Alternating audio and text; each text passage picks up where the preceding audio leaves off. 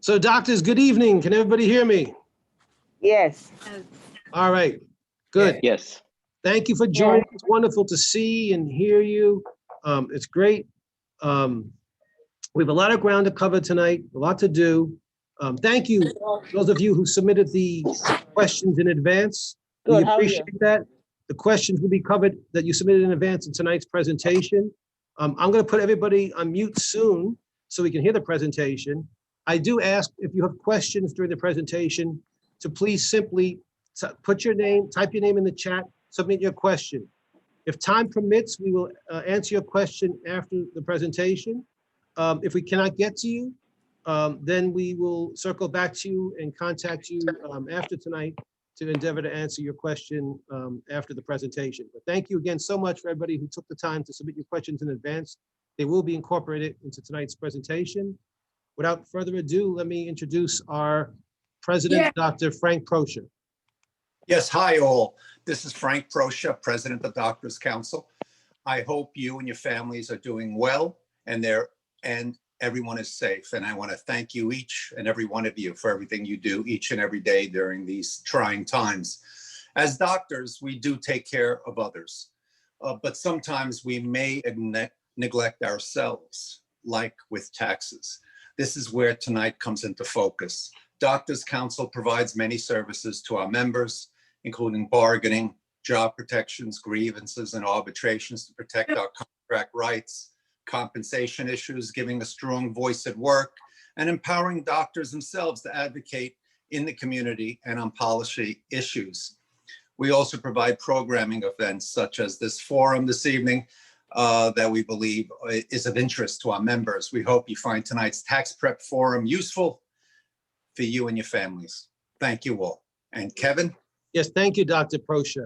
So again, doctors, welcome. We hope you enjoy and find useful tonight's presentation for you and your families. It's my pleasure to introduce Jerry McGarren from Stacy Braun. Jerry's a CPA and IRS enrolled agent, as well as a certified financial planner. We appreciate Stacy Braun and Jerry taking the time to present this presentation tonight to our members. So thank you again. I'm going to put everybody on mute. And Jerry, please take it away. Take it away. Well, thanks, Kevin and Dr. Proscia. Jerry, you have to unmute yourself. Jerry, I've asked you to unmute. Jerry, you can unmute yourself. All right, how's that? Okay, go ahead, please. Thank you. Okay, yeah, so thanks, Kevin and Dr. Proscia. Good evening, everyone. And I wish everyone, hope everyone is safe and well. And I also like to thank everyone for their, frontline service, and hopefully all this will end soon. But one thing that never ends is taxes. We all know this, the saying that there's two definites in life is dying and taxes. So we're going to have to go over taxes regardless of what's going on in the world today. So we're going to, a little bit about me and our firm. We're Stacy Braun Associates, and we're an investment advisory and financial planning firm that was established in 1977. We manage pension funds, benefit funds for unions and individual union members as well. 95% of our clients are union members, mostly from New York City, New York State, tri-state area. As Kevin mentioned, my name is Jerry McGarren. I'm a certified public accountant in New Jersey, an IRS enrolled agent, and a certified financial planner. First, we're going to go over the benefit that's available to you. So the Doctors Council has partnered with Stacy Braun, our company, to provide a tax prep and financial planning benefit to all Doctors Council members at a greatly reduced price. So there's two pieces to this. The first one is a tax prep service, and that includes, your tax preparation, review, and filing of individual, joint, state, and federal income tax returns, tax planning, so forth. The fees are very reasonable. They generally range between $200 and $600 per return, depending on the complexity of the return.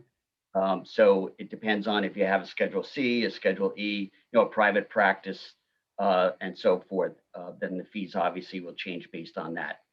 And once you sign up for the tax prep services, then you automatically get the financial planning program included. So what the financial planning program is that you get 6 hours a year for just $150. The fee is, again, waived if you do the tax prep service. And we provide financial consultation with you and your family. We have financial tools on our website, as an email help desk. You can call us with questions and so forth, up to 6 hours a year that you can get. And we talk about really any financial matter that you like. It could be retirement, it could be taxes, it could be insurance, it could be saving for a house, it could be putting children or grandchildren through college. You name it, it's all part of the financial planning package. So if you want to use the benefit, want to enroll, there's the email, or you can contact us for a quote on your tax prep. There'll be a number at the end of the presentation today. So as Kevin mentioned, a number of questions were sent in prior to this presentation. So what we did is we divided the questions out based on the topic. So here are 3 questions that are related to the tax prep and financial counseling benefit. First one is, can I get a tax quote for tax preparation services? What are the advantages of using us over top of the range TurboTax premium services? Top of the line offering TurboTax is about $220, and there's an option of a lower price after the starting process. Well, yeah, you can do TurboTax, H&R Block, you can do it on your own. Our services, we're very familiar with union members. We're very familiar with city employees, state employees, the retirement plans that you have available to you, the tax implications that, that you experience. And you can get a free quote from us. You would just contact us, and we would need to see your prior year's return. So that way we can make a quote based on the complexity of the return. Okay. Next question was, is it okay for attending positions with relatively straightforward finances to do their own taxes through H&R Block online services or TurboTax? Yeah, I've seen people do their own taxes. If it's pretty straightforward, let's say if you have just a W-2, maybe 1099 or so, or if you're just single, yeah, you can do it on your own. That's fine. If you're uncertain though, then I would just hire somebody. You could spend $60, $70 on a TurboTax program, or, spend a little bit more and have it, make sure it's done right.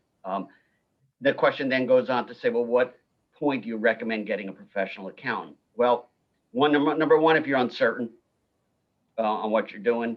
Number 2, if you don't have the time to do it, you certainly don't want to rush through this process. Number 3, if it gets complicated, let's say you have a side practice, or let's say you have some rental properties, absolutely, no question about it, you should have a professional preparing your taxes. The last question was, what is unlimited access to financial tools that we mentioned earlier? Is it stock advice? Well, we give advice. If you sign up for the planning program, we do give advice on investments, asset allocation, mutual funds to go into, how to invest your deferred comp or your 401k plan. We never really give investment advice where it pertains to individual stocks. We do more along the lines of asset allocation, mutual funds, exchange traded funds, and so forth. So before we jump into the meat of the presentation, I want to talk a little bit about the history of income tax in the U.S. The income tax system actually originally started in 1863 to fund the Civil War, but it was quickly rescinded 2 years after. But in 1913, the 16th Amendment was ratified, giving the power to Congress to levy taxes on income. Okay, and it's been there ever since. And this chart kind of shows where the highest income tax rates have been over the years. In 1913, started out around 8%, and then it skyrocketed. You can in the 1940s it reached over 90%. Now this is the highest tax rate. Right now we're looking at 2020, the highest tax rate is 37%. So it's fairly low when you look at a comparison for the last almost 100 years. But it could change every administration, and we'll go through that a little bit later. So when you calculate your tax, now the IRS has a great way of making things complicated. And if you look at your tax return, it's probably ½ inch to an inch thick, and it's all full of schedules and worksheets and whatnot. But I'm breaking it down to basically this 5-step process in figuring out how much you owe or how much you're going to get back. Step 1 is you take your income less your adjustments equals your adjusted gross income. And I'm going to go in more detail in these steps right after this. Adjusted gross income is a very popular term because it's used to as a gauge for other deductions like medical expenses and so forth, which I'll go over. Step 2, you take your adjusted gross income less your itemized or standard deductions, and that equals your taxable income.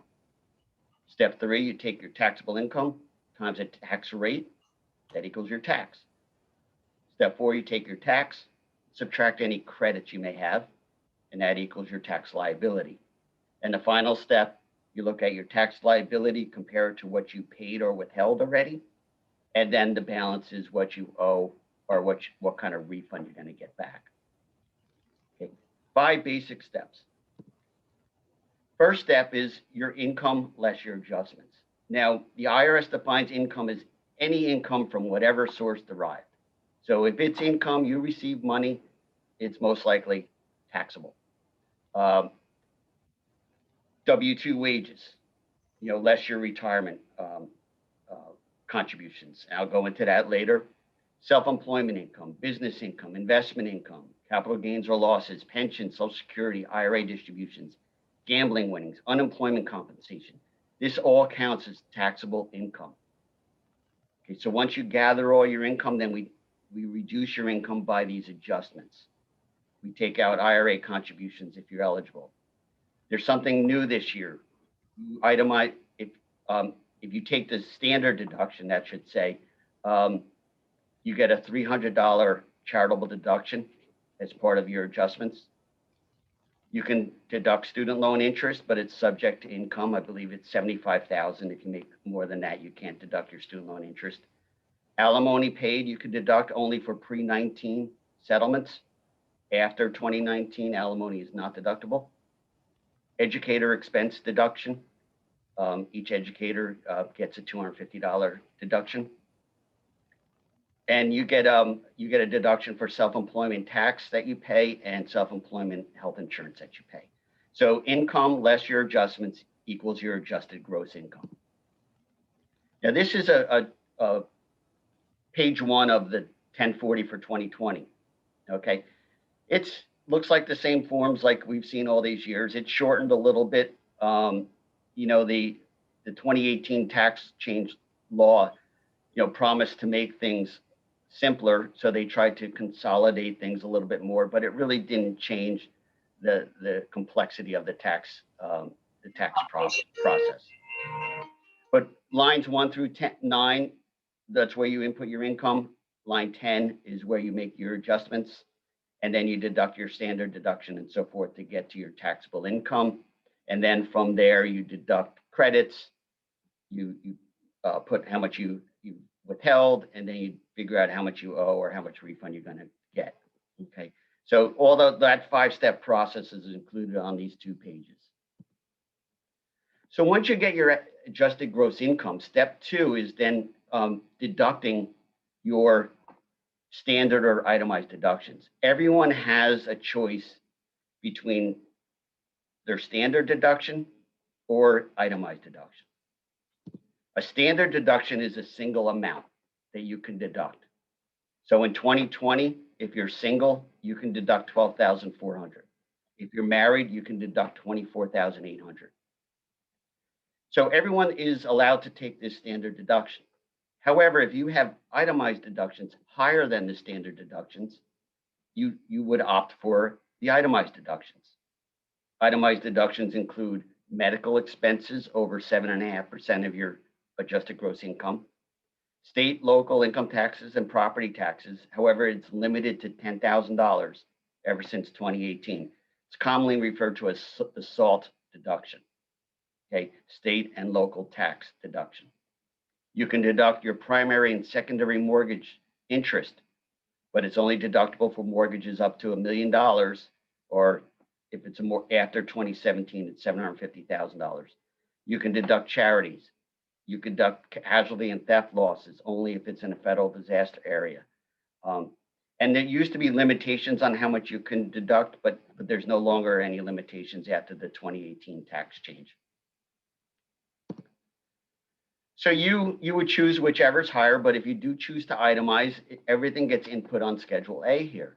Schedule A, as you can see, it's broken out in sections. The first sections are your medical and dental expenses. Again, subject to a 7.5% AGI. For example, let's say you make $200,000. Okay, you can only deduct medical expenses over 7.5% of $200,000 or $15,000. Okay, so the first $15,000 you cannot deduct. The next section is taxes that you paid: state, local income taxes, property taxes, personal property taxes. They're deductible, but they're capped at $10,000. The next is interest, mortgage interest, points, mortgage insurance premiums, investment interest. Those are all deductible in full. Gifts to charity are also deductible. You can do gifts by cash or check, or you can donate items. They're all deductible. And then there's other items too that rarely come into play, like casualty and theft losses. You could deduct gambling losses if you have gambling winnings, and so forth. So your total amount of these deductions equals your itemized deductions. Now, the most common question I get from doctor, council members, physicians, is this miscellaneous itemized deductions that you used to be able to deduct. So in 2017 and prior, remember the new tax law came out in 2018. In 2017 and prior, you were able to deduct the following miscellaneous itemized deductions, subject to 2% floor of the AGI. So for example, let's go back to that $200,000 income that you may have. You can only deduct expenses that exceed $4,000. That's 2% of your AGI. Now, what expenses can you deduct? Well, there's union dues, there's unreimbursed job-related expenses, work-related travel, malpractice insurance, professional licenses, education, investment advisory fees, tax prep fees, safe deposit box fees. Now, these were all deductible prior to 2017. They were completely eliminated in 2018. So if you are now this relates only to W-2 employees, okay? If you are a W-2 employee, you cannot deduct these expenses anymore, okay? However, if you have a private practice and you incur these expenses, you can deduct them in full through your private practice. Okay, they have to be related to your private practice, though. You can't deduct work-related. Let's say you can't deduct malpractice insurance if it applies to where you work at the city hospital when you have and then you have a private practice. It has to be separated, so it only applies to that private practice. Okay. Now, a lot of folks are really, they're disappointed, upset that you can't deduct these expenses anymore. And in most cases, believe it or not, it really doesn't matter. Okay, if you're making a certain amount of income, let's say you're making over $200,000 of income, you were, prior to 2018, you were subject to what's called the alternative minimum tax.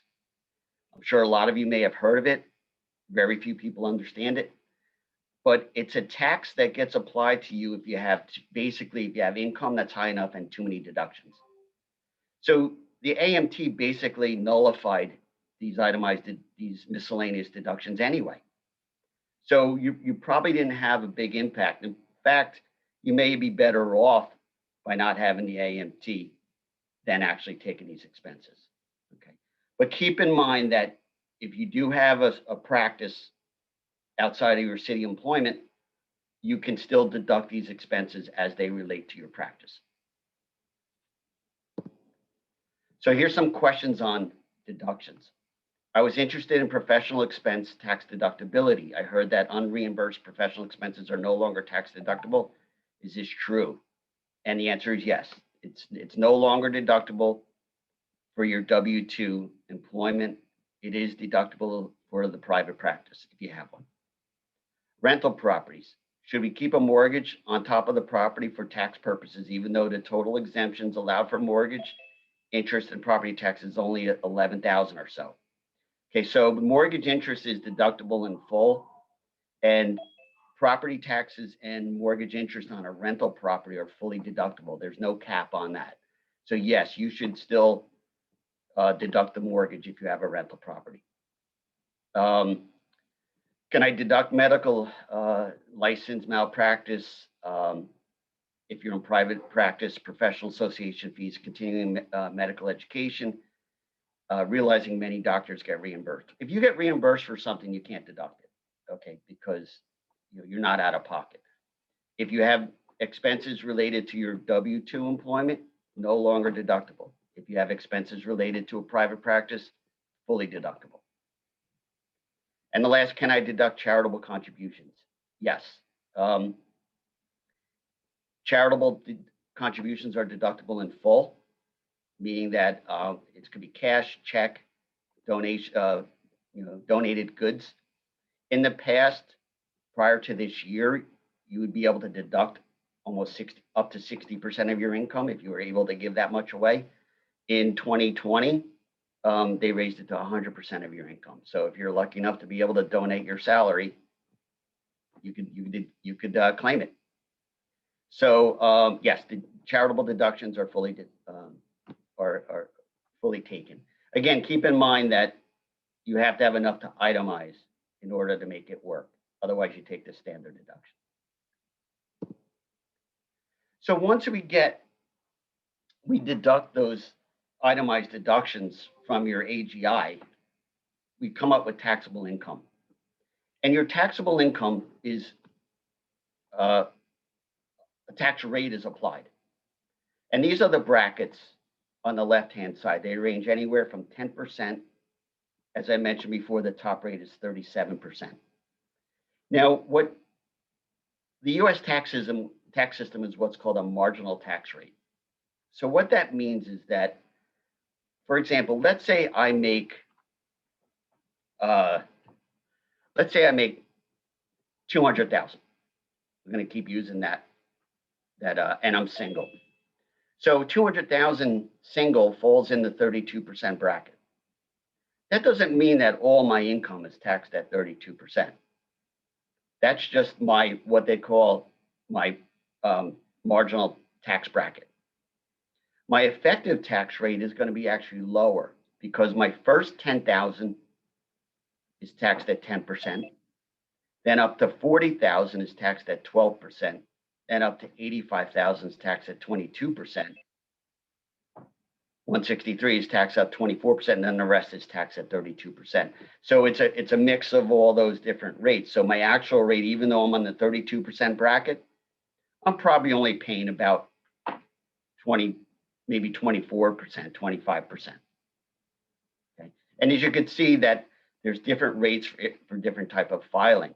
If you're married, you really have two options. If you're married, you file married filing joint or married filing separate.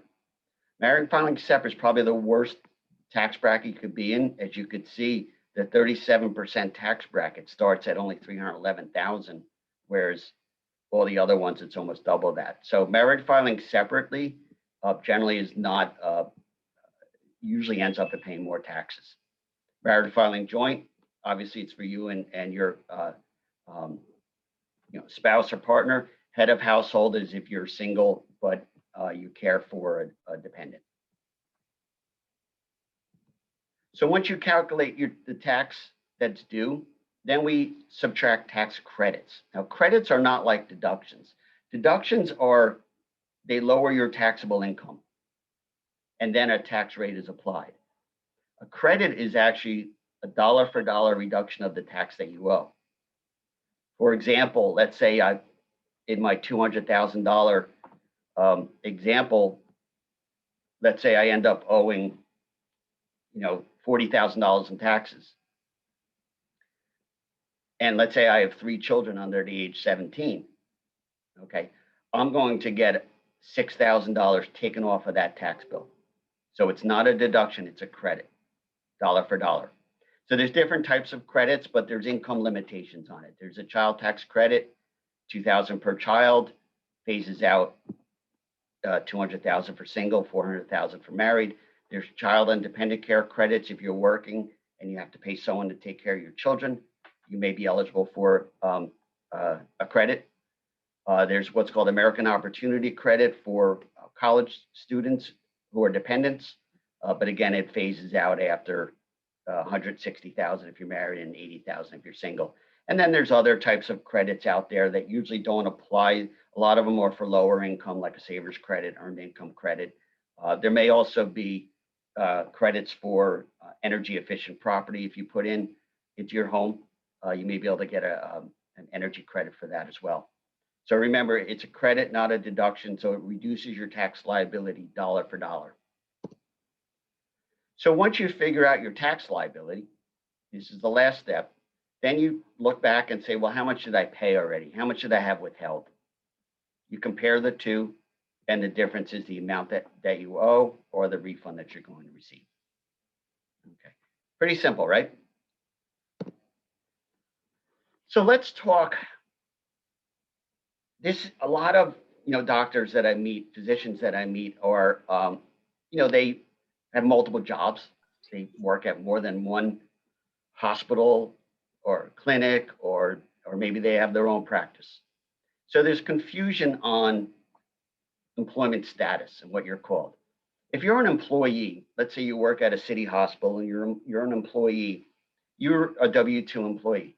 You get paid their wages, they deduct the taxes on it, you're able to contribute to their retirement plan, and at the end of the year, you get a W-2 showing how much you earned, how much you paid in taxes. If let's say you have a private practice, you can set it up in many different ways. You could do what's called a C Corp. A C Corp is a corporation, and it's a separate tax return. Corporate tax rates apply. Then you can also do what's called a pass-through entity. You could set it up where you're a sole proprietor, partnership, an LLC, or an S Corp. And what that means is that the income that you receive from this entity flows through to your personal tax return and then gets taxed at your personal rate. Okay, so the C Corp gets taxed at corporate rates. The pass-through entities get taxed at your personal rates. Now, when I say that the pass-through entities, I talk about your net income, meaning that your income less your expenses related to that business. Where I mentioned before that these things are fully deductible if you have a pass-through entity or a C Corp. Okay, so it's the net income that gets taxed and that flows through. Here's a chart that kind of just shows the different types of employee statuses, whether you're an employee, sole proprietor, partnership, an S Corp, or C Corp. It just shows you, if you're a W-2 employee, where you file, what forms you have to file, if it's a pass-through entity, if it's taxed at individual rates or corporate rates, what kind of liability protection you may have. I'm not going to go through all these. It's just something that you could, take a look at. And, just remember you have many ways to set up an entity if you have a separate practice. But there's tax differences, and there's also, liability protection differences. So that's something that most people set up these types of things for liability protection as well. So in 2018, the administration dropped corporate tax rates to 21%. It was 35%. So if you had a C Corp, if you had a separate corporation, your taxes dropped significantly. But let's say I was a sole proprietor, I had an LLC, which is a pass-through entity, and now my income passes through to my personal income tax return. but my personal income tax return, I'm paying 25%. Now I'm saying, wow, I'm paying more than a corporate entity. Okay, so they came up with a way that alleviate that, and you get what's called a pass-through business deduction of 20%. So that lowers your taxable income to make it comparable to what a corporate tax rate would be. Now, if you have an outside practices, remember that any expense related to that practice is deductible. And that includes your insurance, continuing education, certifications, licenses, professional dues, accounting, supplies, rent, travel, meals and entertainment are deductible up to 50%. Your phone, your computer, your internet, anything related to your business. Home office deduction you could take. And that's a big question. A lot of folks are, due to COVID, are working from home now. And they ask, can you take a home office deduction? Home office deduction is basically saying, for instance, I'm in my office here, and let's say my office here is 1/10 of my house. I could deduct 1/10 of my mortgage interest, my property taxes, my utilities, and all that on my business return. Okay. Now, unfortunately, if you're working from home and you're a W-2 employee, this is no longer deductible because it was part of the miscellaneous itemized expense deduction that was eliminated. Okay. But if you're working from home and it's your own private practice, then it's possible that you can take a home office deduction as well. Again, everything's deductible if you're not a W-2 employee. Okay, so the next topic I want to talk about is investing and ways to reduce or defer taxes. So you have available to, I've seen, depending on who you're employed by, I've seen people employed by, the city or private hospital or private practice, so forth. You may have plans available to you that you can utilize to save for retirement. Okay. We're going to talk about the 457B, 401k, or 403B plan that's available to you. We're going to talk about a Roth IRA. There's also a SEP IRA. A SEP IRA is if you're self-employed, let's say you have a side practice, you can open up a retirement plan for your practice and defer up to 25% of your salary. Okay, so you can have a SEP IRA on top of the plans you have at work. If you want tax-free income, you can buy municipal bonds. I wouldn't do that in a retirement account, but if you have extra money you want to invest and save on taxes, municipal bonds, you're buying bonds from the city or the state, and the interest that you get is tax exempt. So you don't pay tax on that. Now, they don't pay great interest because we're at all-time low interest rates right now, but it does help with saving on taxes. If you have let's say you have an investment account and you want to invest money outside of a retirement plan, you can invest in stocks, bonds, mutual funds, or exchange traded funds. Exchange traded funds, which is what we use, are very tax efficient. If you have mutual funds, you may notice at the end of the year, they issue capital gain distributions that's fully taxable to you. So mutual funds tend to be not so tax efficient, whereas exchange traded funds are, because they don't issue those capital gain distributions.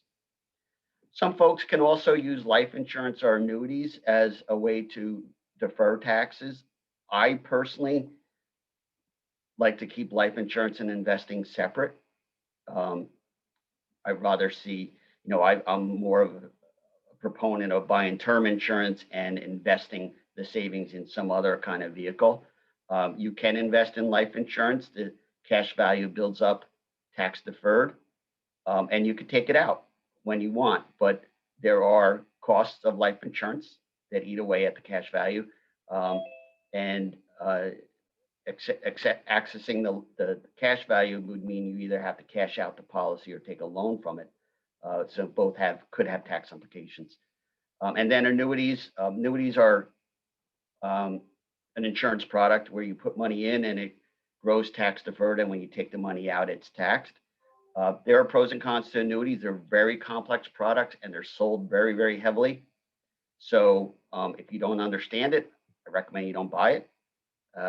You know, they could be have a lot of internal expenses that may eat away at your return. So it's very important to understand your investing and how they relate to taxes, and also importantly, what kind of fees you're paying for those as well. But let's talk about your retirement plans at work. So there are IRS tax codes. You've heard of 401k, 403b, 457. A 401k is a tax code, a retirement plan for private companies. General Electric, Apple, Stacy Braun, our company, we have a 401k plan.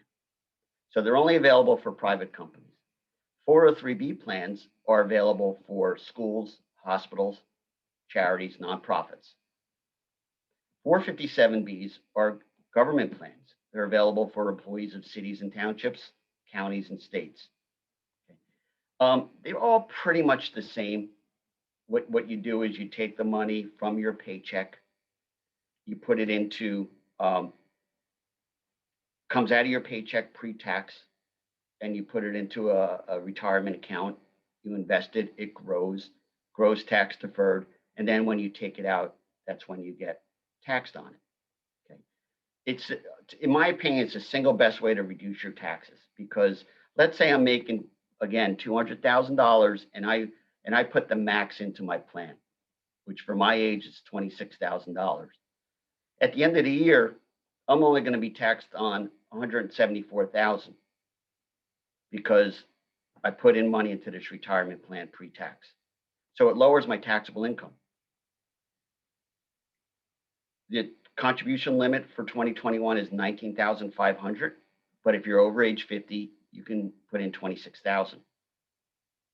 Again, it's pre-tax, it's tax deferred growth. So you're saving at a tax bracket that you're probably pretty high right now, but when you take it out in retirement, you may have a lower tax burden. So you get some savings on both ends. Now, you may have one or more of these plans available to you. You may have a 401k from one private hospital, or you may have a 403b and a 457 from the city hospital. Okay, you can do both. I mean, you can. So there are limits. The 19.5 limit is combined for a 401k and 403b. So you can't go over the 19.5 in both of those plans combined. But if you're offered a 457b, which a lot of you are, it's also called the New York State Deferred Compensation Plan, or the New York City Deferred Compensation Plan. If you have that available to you, that has its own limits. So you could do both a 403b and a 457, or a 401k and a 457. So you could put away $19,500 times 2 each year, or if you're over age 50, $26,000 times 2, or $52,000 a year.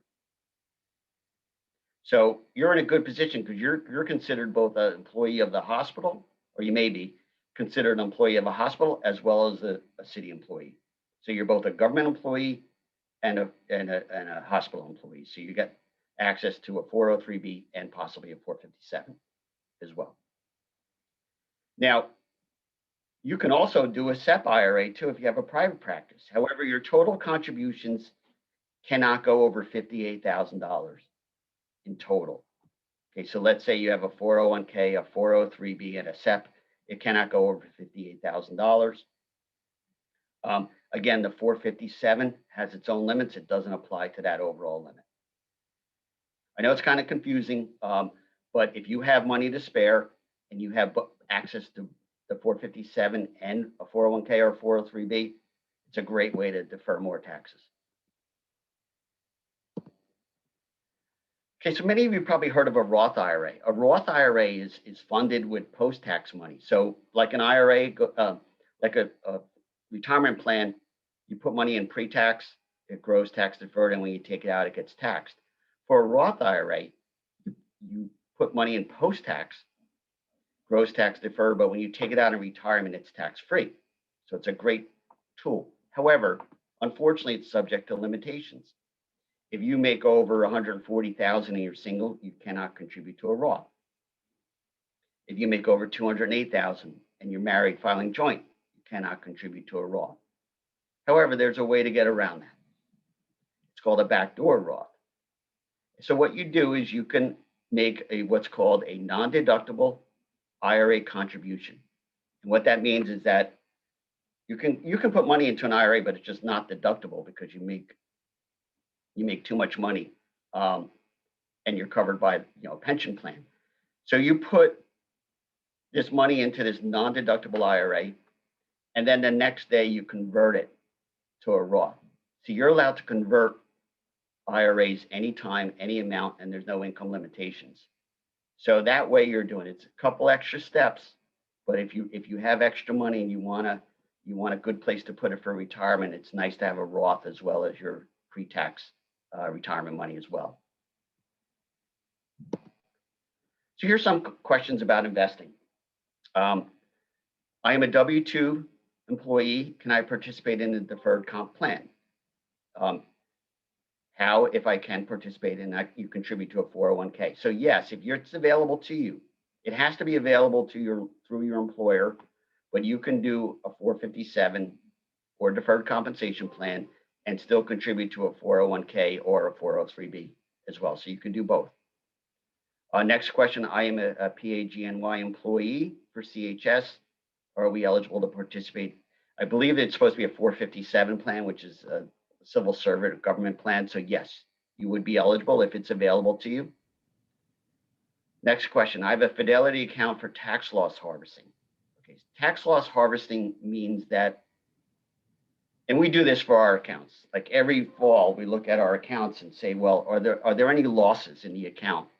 It has to be a non-retirement account because losses are tax deductible on your investments up to a certain point. So we look in the accounts and we say, you know what, this investment isn't doing that great. Let's sell it, take the tax loss, and buy something immediately right away that's very similar. So that way you're not missing a beat in the markets, but you just got a tax break. Okay, so that's what's called tax loss harvesting. And this question says, when I sell the funds to book profits, however, when I sell funds in it to book profits, I am liable for short-term gains. How can I avoid underpayment penalties when I take advantage of market fluctuations? So the IRS wants you to pay your tax as you earn it. Okay, that's why you get taxes taken out of your paycheck every paycheck.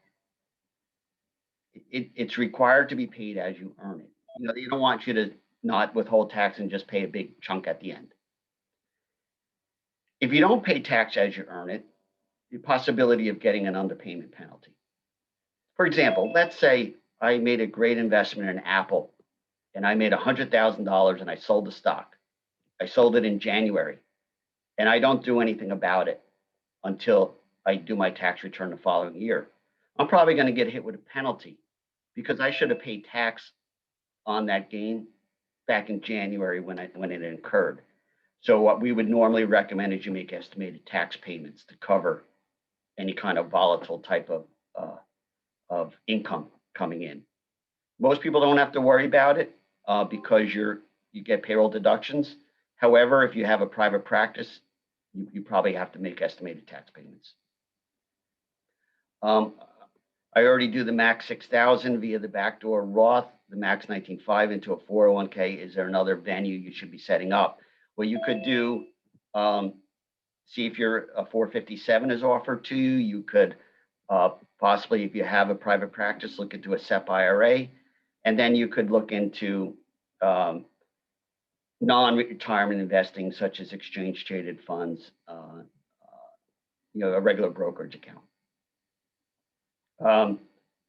Should we be contributing to any 401k in addition to the 19.5 we are already contributing?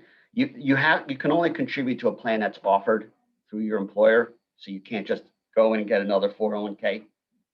It has to be offered through your employer. Is having a whole life policy worth it as another investment bucket? As I mentioned before, I personally don't like it. It may have its uses, but I prefer to see you take your money invested in some index funds as opposed to inside an insurance product.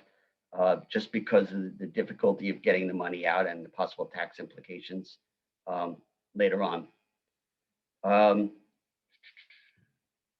Okay, this next one is covered. I believe I covered that. Is there another venue? So we talked about that already. Okay, so the TCJA is the Tax Cut and Jobs Act that was put into place in 2018. And how does it affect healthcare professionals? You know, the main thing is we touched on several times before is now the inability to deduct miscellaneous itemized deductions like your malpractice insurance or your continuing education and so forth. Again, I can stress that the impact may not be as big as you think because you no longer have the AMT tax, alternative minimum tax, which was designed to eliminate those deductions anyway. Okay. However, if you have an LLC or an S Corp or a C Corp, you can deduct everything in full still. Okay, so this year, the CARES Act was passed because of the pandemic, and a couple things went into place here, so we just want to quickly go over them. There were stimulus checks that were sent out, a $1,200 check back in May, and then most recently a $600 check per person if you qualify. You have to make under a certain amount of money, so many of you out there may not have qualified for this, but it does not count as taxable income. If you know anyone, if you received it or know anyone that does, that is not taxable income. There was also called a Paycheck Protection Program, and what that did was provided low interest loans to small businesses. The loan was at 1% interest, and you have the ability to have the loan forgiven if you meet certain requirements. Like the idea was to keep paying the staff, keep the business open, keep paying your employees. And if you were able to do that and still retain them after a certain period of time, the loan that you received could possibly be forgiven. It also not count as taxable income as well. Another change, you could deduct up to 100% of your adjusted gross income for charitable deductions. If you're taking the standard deduction, you can deduct $300 of charitable deductions above the line. We talked about that earlier.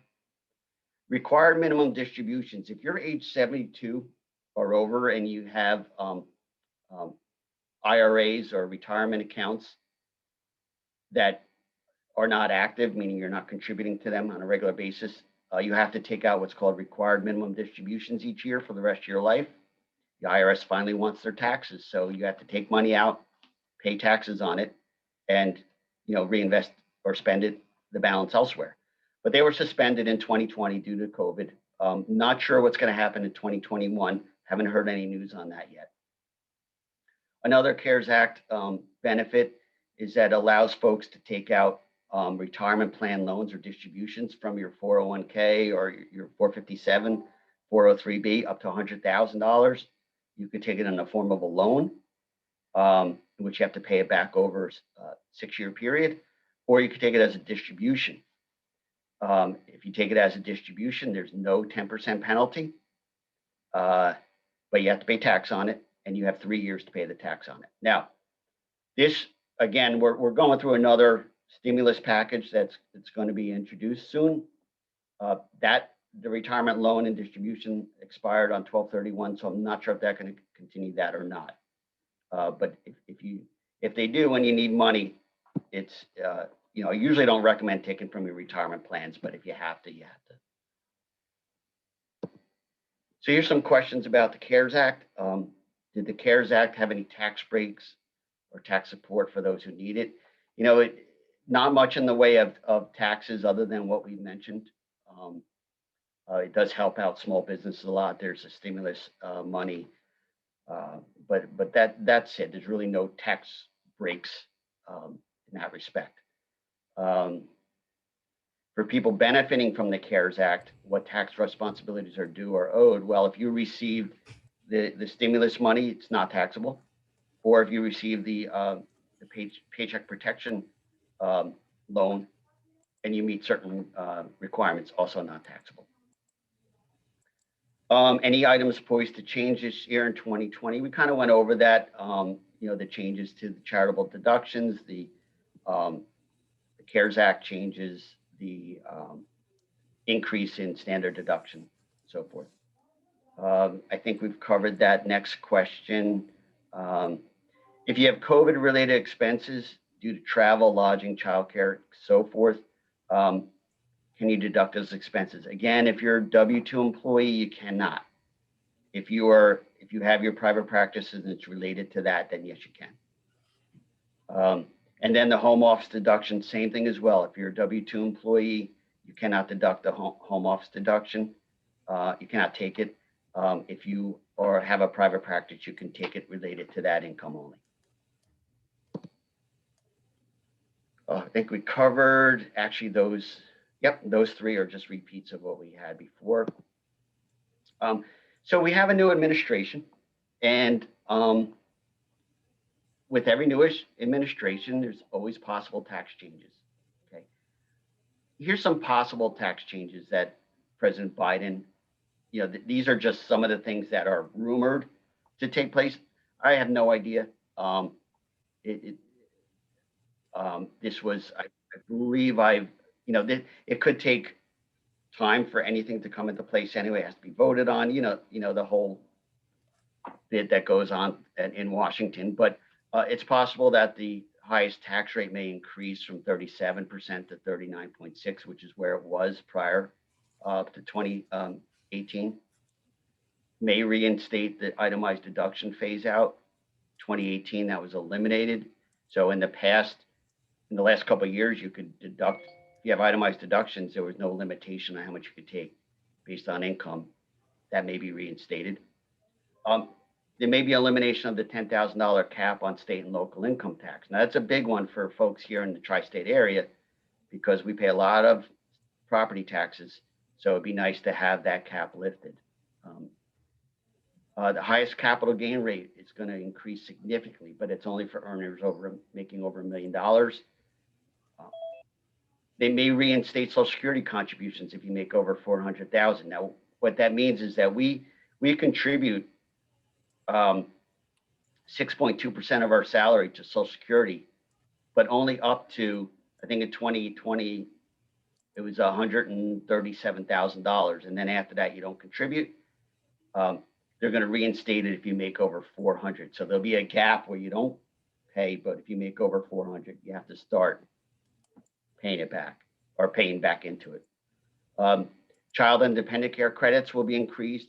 There may be a first-time homebuyer credit of $15,000, increased energy credits, and then the corporate tax rate will likely go up. Now, again, these are possible changes, just something to look out for. I don't know if it's going to happen, or if it's going to happen, how long will it take to pass? I'm sure it'll be a different version of this. Now, let's say you do your taxes and you're worried about an audit. Now, audits are fairly uncommon. Believe it or not, you have like a less than 1% chance of being audited. The most common type of audit is called a letter audit. And what that is that you have to think of the IRS as a matching system. They get information from your employer, from where you hold your investments, so forth. And then you report that information on your tax return and they match, or they're supposed to match. If they don't match, a letter will automatically be generated saying that we have a discrepancy, you owe this amount of money and you have to prove it otherwise. And they're very common. A lot of people, freak out when they hear it. And a lot of times it's just a simple explanation that they forgot to supply or a mistake was made on the return or something like that. So they get addressed fairly easily. Then there's an office audit where the IRS actually calls you into a local office and has questions regarding your return, usually limited to one particular item. Let's say you have normally high charitable contributions and they want to audit that. So then they would just audit that one particular item. Then there's a field audit. That's the most severe, where the IRS actually comes to your office, examines your records, and everything's included in that. And then there's a random audit, not looking for anything in particular. Your name just got pulled out of a hat and you're going to get audited. Again, very low chances of being audited, but you certainly want to be prepared or know what type of audits are out there.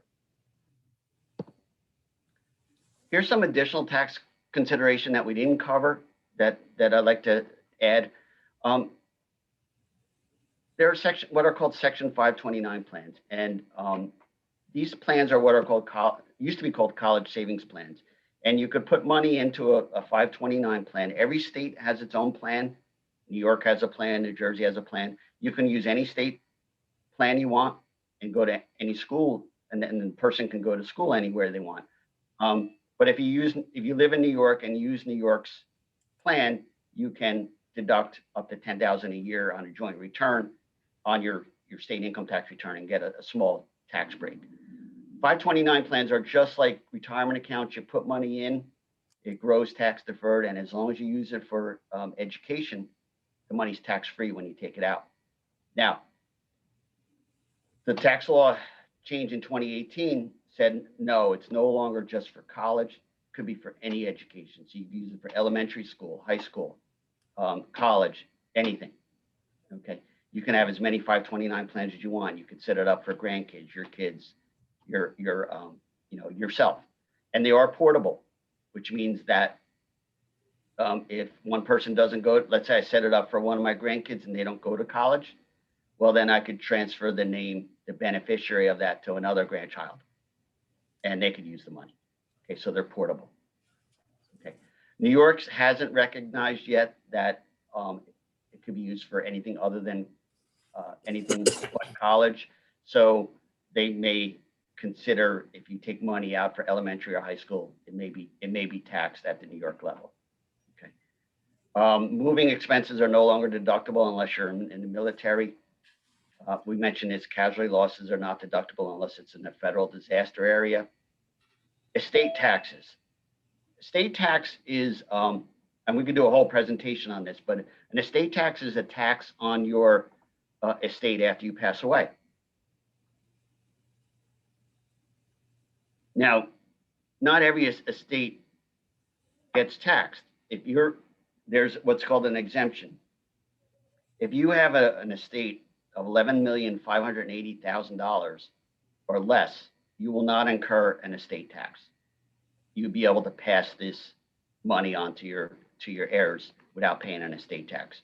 In New York, it's $5,930,000.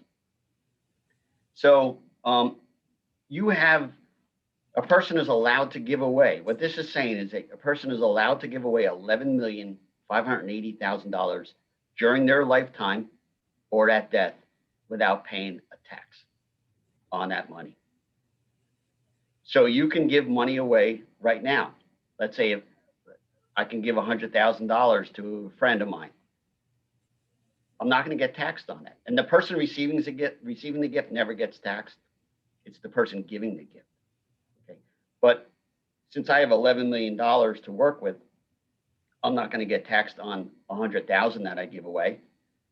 However, I do have to file what's called a gift tax return to show the IRS that, hey, I gave away $100,000. Now my exemption is now $11,480,000. It reduces the exemption amount. Okay. Now you can give away $15,000 a year to any person without, and that doesn't, you don't have to do any kind of filing. So I can give $15,000 a year to 10 people. I don't have to file a gift tax return because it's 15,000 or under. Okay. Alimony, like I mentioned earlier, is no longer considered income or an expense, effective 2019. If you still have an alimony or a divorce decree prior to this, you could still deduct the alimony as an expense or as income if you receive it. So here's some, final tax tips. Contribute to your retirement plans. I mean, that, like I said, I think that's the single best way to reduce your income. If you have a practice, look into a SEP IRA, see how much you can put into there. If you have an IRA and you pay an advisor to manage the account, that used to be deductible. So rather than cutting a check to them, you can have the fees directly taken from the IRA. It's almost like a tax-free distribution by doing it that way. Charitable contributions become more important if you're itemizing. And so you want to, let's say your marriage filing joint and your standard deduction is 24,000. And let's say you look at your itemized deductions and it comes out to be 23,000. Okay. And you say, well, you know what? I give to this charity every year. Why don't I give next year's this year so that it drives me above the $24,000 level so I can itemize? You know, so you kind of look at the timing if you're close to that standard deduction rate. Interest rates are at all-time low.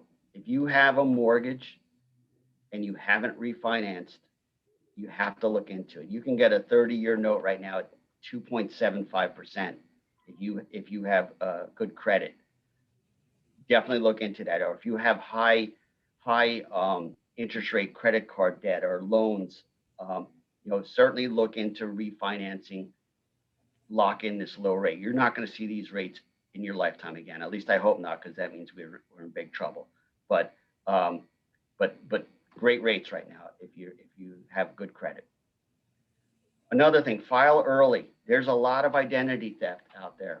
The earlier you file, a lot of identity thieves will try to file your tax return and get a refund. The sooner you file, the sooner it's complete, and then there's no way they can do it at that point. So, you know, if you have the information, you know, file. You know, it just reduces the identity theft. We talked about tax loss selling. You know, if you have some losses in your non-retirement accounts that you want to get rid of, or you can sell and immediately replace it, you know, take the tax loss, it's deductible. Another thing too is, let's say you have a stock. Let's say I bought GE stock and GE went down tremendously. And I said, you know what, I'm going to sell it, take the tax loss. Now I could buy back GE stock, but I have to wait 31 days in order to do that to make the loss still deductible. It's called a wash sale rule. Again, as I mentioned before, coordinate your charitable giving, your mortgage interest payments, medical expenses to ensure you itemize your deductions. Some people itemize 1 year, then take the standard deduction the next. Okay, so sometimes it's better to make that mortgage payment early or do your charities early so that you can lump it all in 1 year and get the most out of it. If you end up owing each year, adjust your withholdings. You know, you nothing worse than getting a big tax bill at the end. Have it paid throughout the year as you're earning the income. If you're over age 72 and you don't need to take that required minimum distribution I talked about, you could donate it. If you donate the required minimum distribution directly to a charity, the required distribution does not count as income to you, and you made that charitable contribution as well. Okay. And then the 529, you can deduct, if you do New York's plan and you're a New York resident, you can deduct up to $5,000 if you're single, $10,000 if you're joint on your New York tax return. Okay, here's some other questions. A topic I'd like to see addressed is asset protection. Which physician assets are automatically exempt from malpractice suits, and what can be done to protect the other assets? Now, I'm not a malpractice attorney, and we don't deal with asset protection, but what I do know is, you know, retirement accounts are protected from all creditors. So your 401k, your 403b, your 457. You may have a certain amount of protection by working for an employer as opposed to being on your own. If you're on your own, you could set yourself up with what's called a C corporation or an LLC that provides some protection for your assets. If you have assets, you know, name them under the corporation or this LLC that specifically relate to that. So you separate personal versus business. There are things called asset protection trusts that I'm not very familiar with, but I know they exist. Let's see, there was one other thing that I wanted to.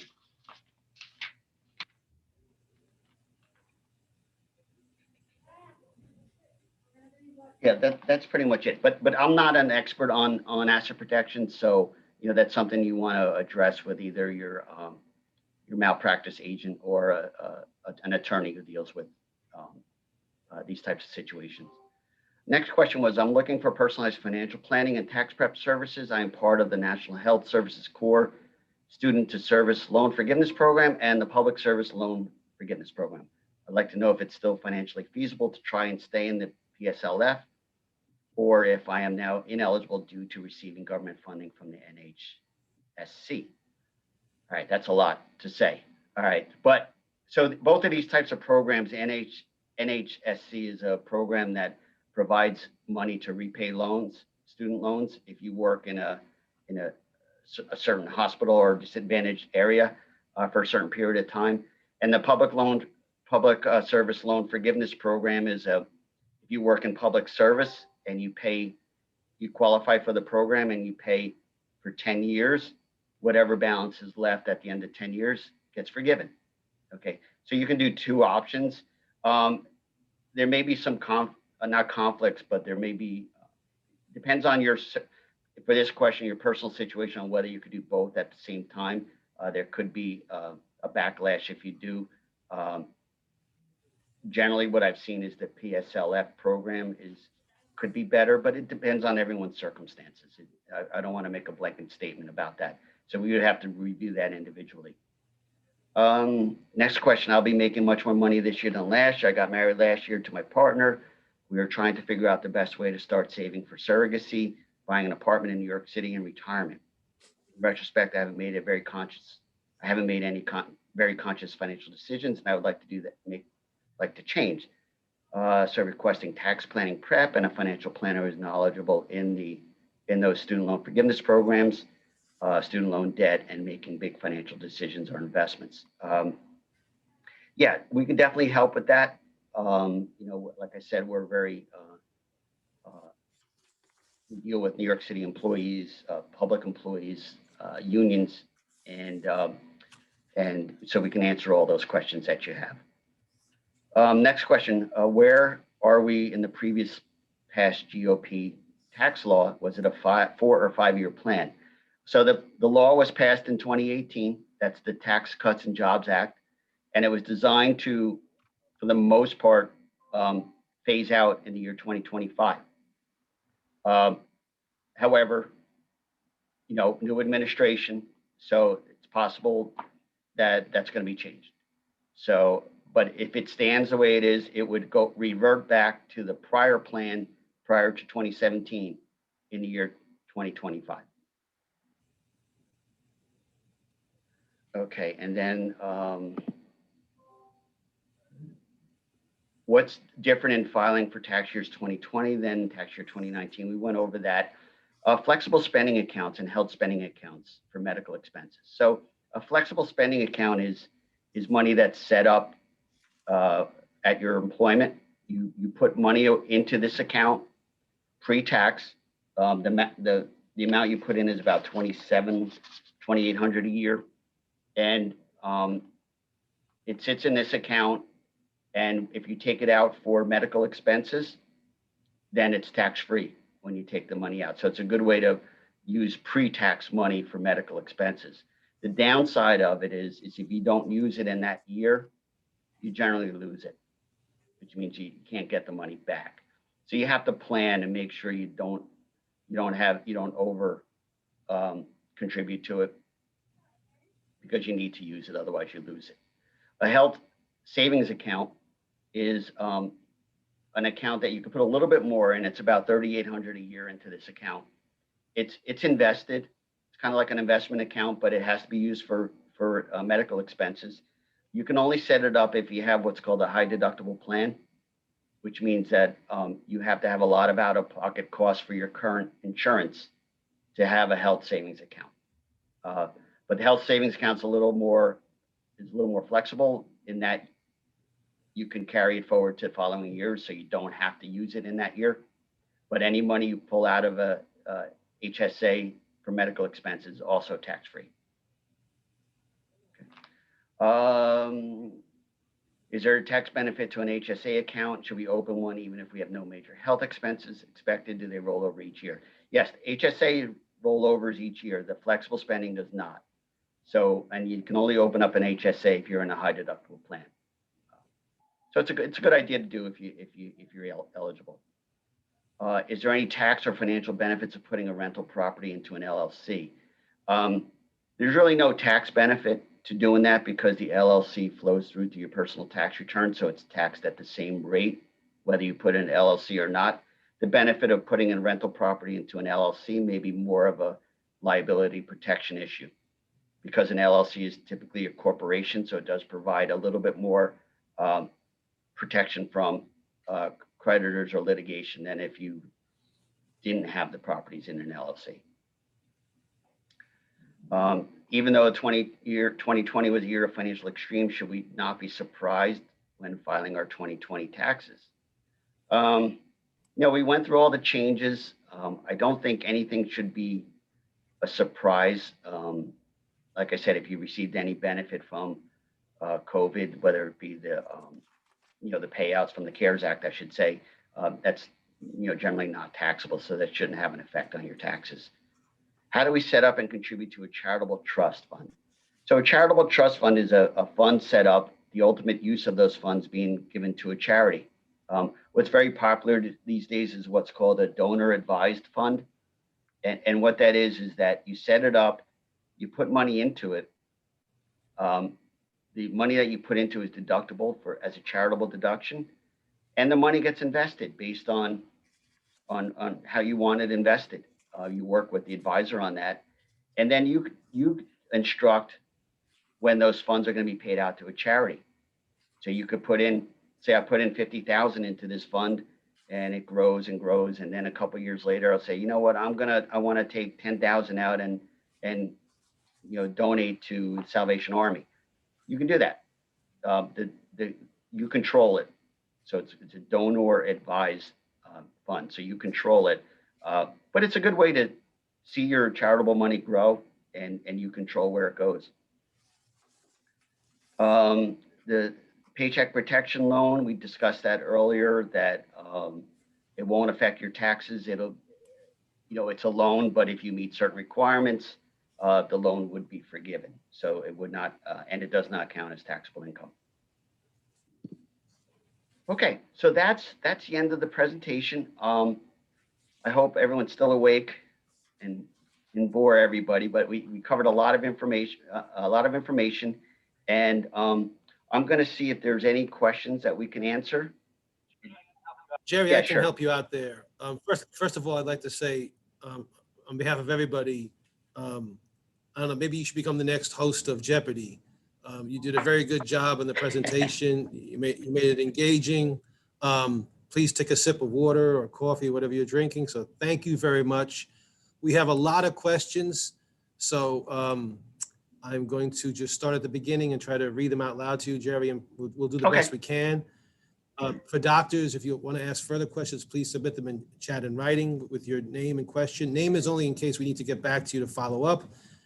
We'll try to hit all these questions. If we don't get to the questions tonight, then simply just email me tomorrow at your convenience and we will follow up with you. So starting from the top, let us see here. To utilize this benefit, if you'd like to use the benefit that's available, please simply reply to the email that I've sent out to each of you, or you could email info@doctorscouncil.org. Okay, if we were audited by the IRS or by the state, would you represent us? And if so, is there any additional cost? If you were audited on a return that we prepared, yes, we would represent you, and there's no additional cost. Do you deal with federal employee union members? We have, sure, in the past, sure. You mean federal employees? So federal employees, yeah, we've dealt with them in the past. We've talked about, they have what's called a thrift savings plan that we're fairly familiar with. Okay. Do you use an encrypted email process to carry out the communications for tax returns? Yes, we have secure email. You have secure email. Okay, great. Thank you. Do you provide PDFs of the tax returns? Absolutely. Yeah, we do either a PDF or we send it paper, or we can do both if you like. Okay. If we have 1099, do we qualify for QBI deduction? QBI? That's how it's written. That's a yes, Kevin. Keep your qualified business income deduction. Right, it depends on the 1099. I mean, 1099s are pretty broad, um, statements. It could be interest income, dividends. So you're talking about, I'm assuming that's for services. For the other yeah, stuff. okay. Yeah, yeah, because it flows through. It depends on the entity. If it's an LLC or sole proprietor, it flows through to your personal return and you get the 20% deduction. So yes. Okay, great, thank you. People are asking, can we get an access to the PowerPoint and or recording of this session? The PowerPoint, yes. The recording, we are attempting to record it and make it available through a link. Moving on. Can PAGNY employee save in 457B? We have 401K. Jerry, before you answer that, one thing I want to point out, Jerry, we represent a mixture of doctors. While the majority work in a public context, some are employed by the city straight up, some are employed by a private employer. Right. So you can correct me, of course, if I'm wrong, but what a person's eligible for may depend whether, if it's available through their employer. So if I work, let's say for PAGNY, which is a private employer employing doctors in the public facility, but nonetheless, it's a private employer, they may not be eligible for city financial benefits. Correct. They may not have a 457 available to them. But that doctor asking that can follow up me tomorrow. We can investigate that. Yeah, Same thing about the annuity fund for Doctors Council. right. What are Now, the tax? I've seen doctors working for a private hospital and also for a city hospital. In that event, yes, you could do both. If you have the dual employment, but if you If you work have the singly dual for the employment. private, but not the city, you probably Correct. cannot tap into the city, correct? Yeah. What are the tax implications to beneficiaries from 401k/403b plans? Okay, good question. So the 401k and 403b plans have never been taxed. Okay, so if you were to pass away and you leave the account to a beneficiary, which everyone should have, a beneficiary on their accounts. So it'll go directly to them, and they basically would open what's called an inherited IRA, and so they basically inherit the account, unless you're a spouse. If you're a spouse of a deceased account owner, you can transfer that money into your own IRA or retirement plan. But if you're a non-spouse, let's say a child or a relative or a friend, whatnot, you have to open up what's called an inherited IRA, where the money gets transferred to. And then under new rules, starting last year, you have 10 years in order to take this money out. You used to be able to take it out over your lifetime. Now you have to take it out within 10 years. And when you take it out, that's when you get taxed on it. Thank you. Does 403b affect AGI, adjusted gross income?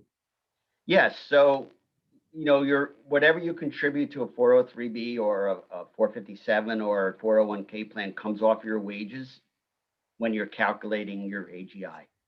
So if my wages are 200,000 and I put 20,000 into my 403b, my AGI is going to be 180,000. Thank you. I work with the federal government and PAGNY. Is the TSP of federal employee 457B? The thrift savings plan is just its own entity. It's only available to government employees. So I'm not sure if there's an IRS number code to it like a 403b, but it's just typically called a thrift savings plan. You got it. Thank you. For 2021, the deductible contribution can be $58,000. What are the components? So 58,000 means that between you and your employer, you cannot contribute to certain types of plans like a 401k, 403b, an IRA, a SEP IRA. It cannot go over $58,000. Okay, so that's the max amount, and that includes both employer, if you have an employer that, let's say, matches employer and employee contributions. Jerry just said PAGNY employee for CHS can save if it is available for you. Who do I ask Two, do I have to ask for 457 plan in Pagny? The doctor asking that, if you contact our office tomorrow, we'll coordinate with you in Pagny to see if such is even possible or available. Do maximum contributions 19.5 thousand each to 457B and 403B result in any effects on Social Security benefits? No, no, it doesn't. Social Security is calculated on your gross wages, so it has no effect on that. Okay. Is a 529 plan a deduction or a credit? 529 a deduction or a credit. So the 529 plan lowers the New York State taxable income by 5,000 or 10,000, depending on how you file. So it is basically a deduction, but it's only on the New York State return if you're a New York resident. Can we maximize contributions to Section 529 plans to benefit us from a tax perspective? I mean, the tax benefits of the 529 plan is that the money grows tax deferred, but then there's a caveat that it has to be used for education. If it's not used for education, the money gets taxed, the growth on the money gets taxed, and you have to pay a 10% penalty on the growth. So let's say I put in 20,000 and it grows to 30, and I take it out to buy a car. I have to pay tax on 10,000 and plus pay $1,000 penalty. So it has to be used for education. So the tax benefit is that it's tax-free if used for education. Can I put money in my children's accounts and not pay tax on it? If so, up to how much? You could obviously put money into children's accounts. You know, you can gift them money. But if a child makes a certain amount of income from the investments, it's going to get taxed at the parent's rate. It's called a kiddie tax.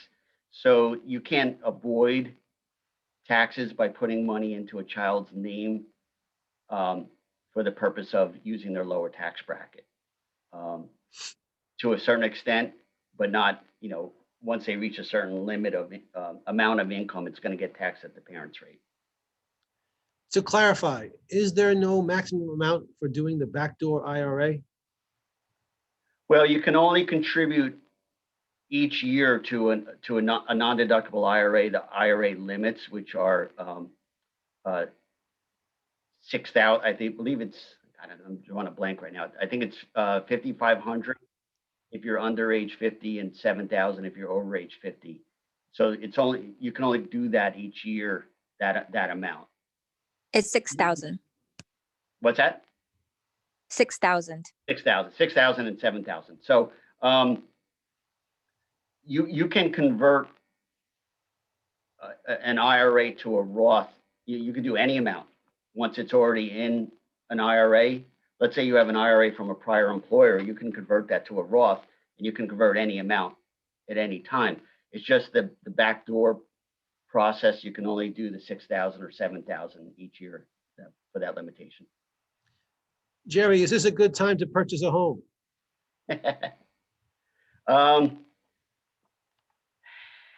You got me. I mean, it depends on where you buy.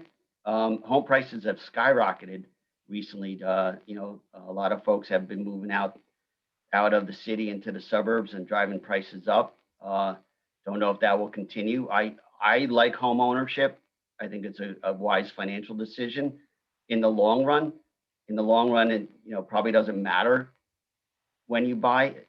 What is really important right now is not so much the high prices, but the historical low interest rates. And if you need a mortgage and you want to buy a home right now, you can get a mortgage under 3%. So in that respect, yes, it's a good time to buy.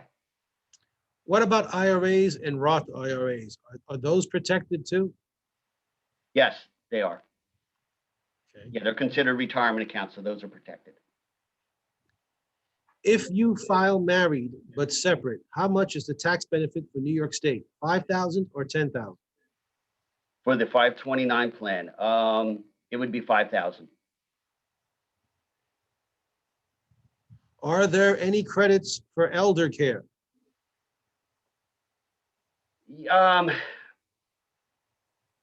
Elder care meaning like nursing home like if you have nursing home expenses, or it's considered medical expenses. So like nursing home expenses, if you're in a nursing home, and you're required to be there because you cannot, be an independent living, or a doctor has prescribed that you go to a nursing home, it's fully deductible as a medical expense. Um, there's other tax benefits for the elderly. You get a higher, you may get a higher standard deduction. But yeah, if you're looking at the expenses, yeah, you treat them as a medical expense. Can I contribute to an IRA if I already have a 457B and 401K? A regular traditional IRA, no, you can't, because it's subject to income limitations. And if you have a retirement plan available to your work, generally you cannot contribute to a regular IRA. You may be able to do a non-deductible IRA, and then possibly do the backdoor Roth, or you may be able to just do a Roth IRA if you make under certain amounts of income. You can also maybe do a SEP IRA, though. That's for self-employed individuals. That's something to look into. If you have sponsored an immigrant, then can you claim them on your tax return as a dependent, especially if they won't file taxes? That's a good question. I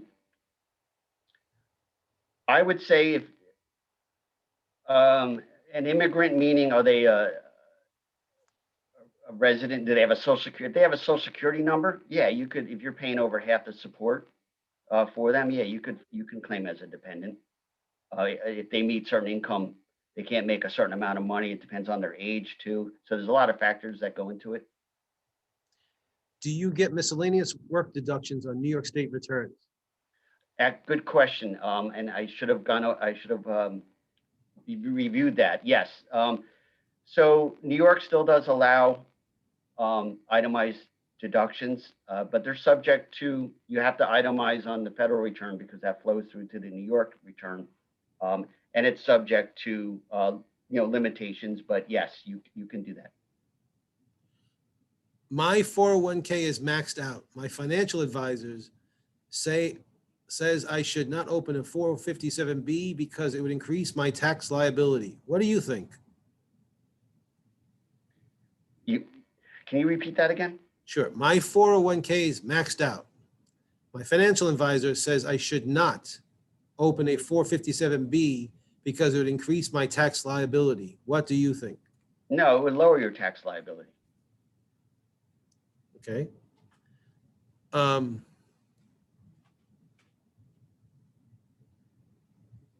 How does inherited IRA count against estate exemption?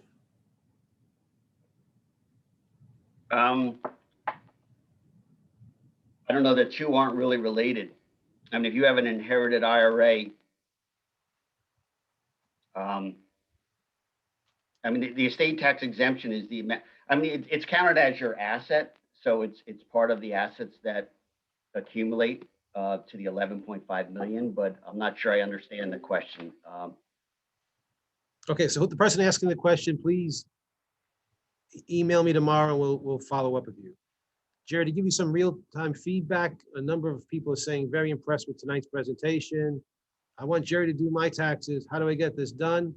Just email me or info@doctorscouncil.org tomorrow at convenience, and we'll set up the process.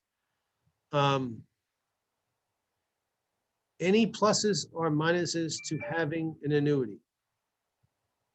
Yeah, there's pluses and minuses to almost any kind of investment. An annuity is a product that's sold by an insurance company, and you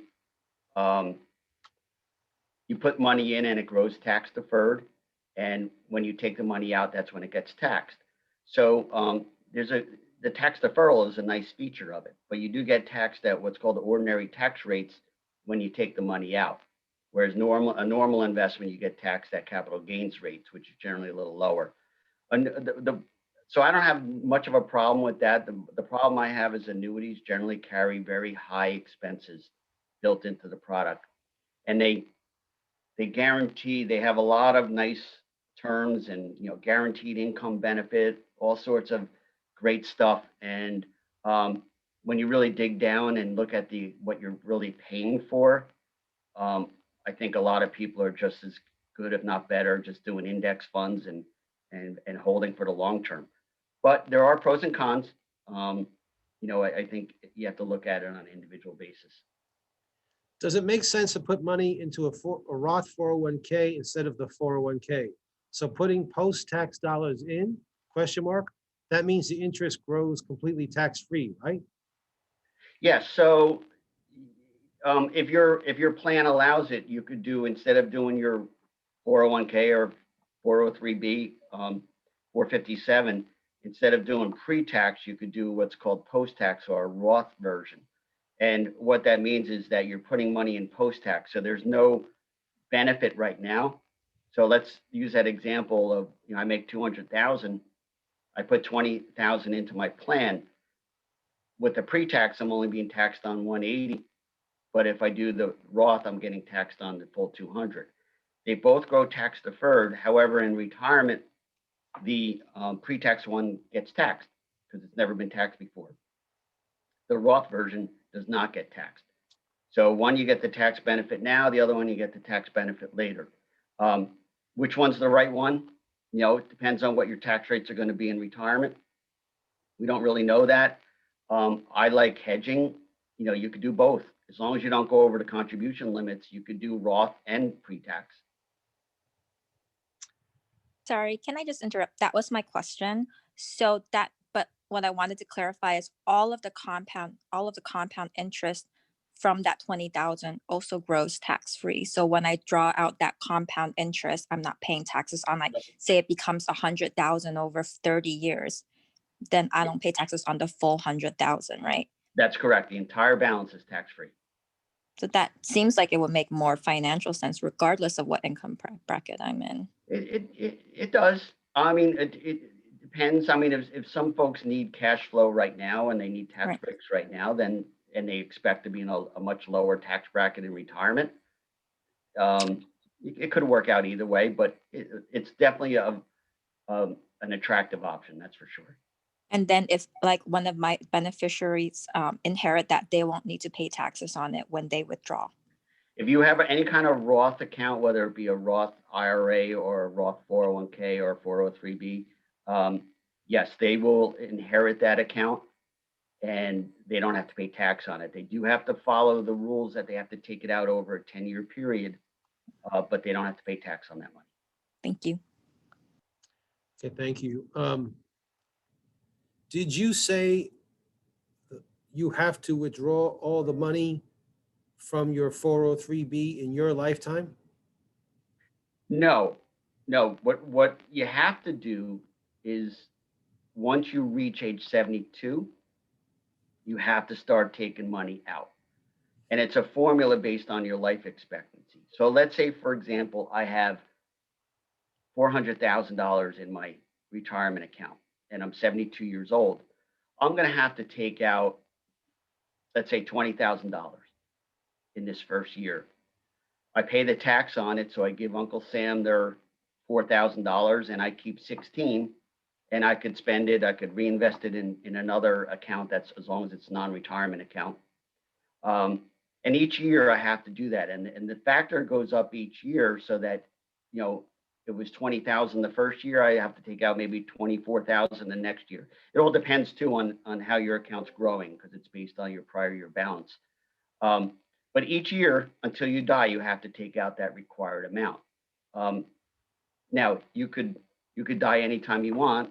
You have a balance left that goes to your beneficiaries. So they want you to take the distributions out over a period of time to get the taxes paid on it. But it's rare that it gets fully depleted, unless you live to 110 years old. Like Betty White? Exactly. Are any surrogacy expenses deductible?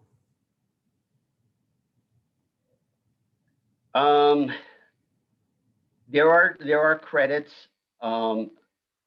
available for like adoption credits You know, I don't come across that too often, but yeah, there are certain credits available. Amazing session by Jerry, compliments. Clarification from previous question. 401k is maxed out. My advisor said not to open 457B because it would increase my retirement tax burden. What's your Okay. opinion? What's your opinion? I think if any chance you could put more money away for retirement, you know, the better. Yeah, you're gonna have to take more out at age 72, so it'll increase your taxes then. But who knows what your taxes will be at that point?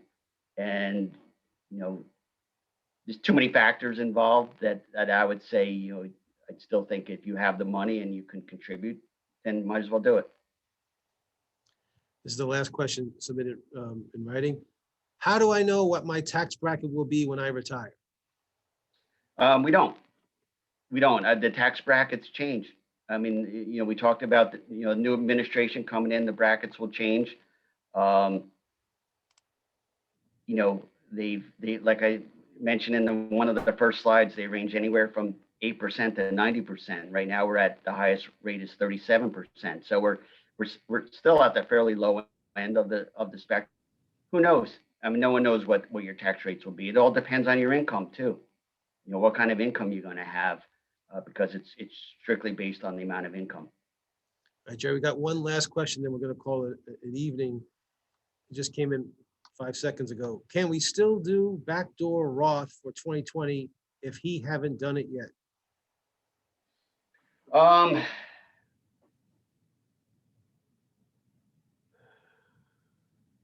I think you can. you know what? I'm not 100% sure on that. I'll have to. You can make IRA contributions up to the date you file, up to April 15th. So, you know what? I'm going to have to get back to that person. Whoever submitted that question, please email me tomorrow and we'll coordinate with Jerry and get the answer to you.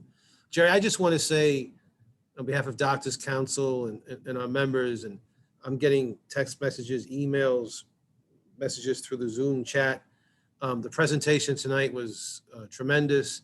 We greatly appreciate you and Stacy Braun's time to us. And yeah, some people are clapping, you know, virtually.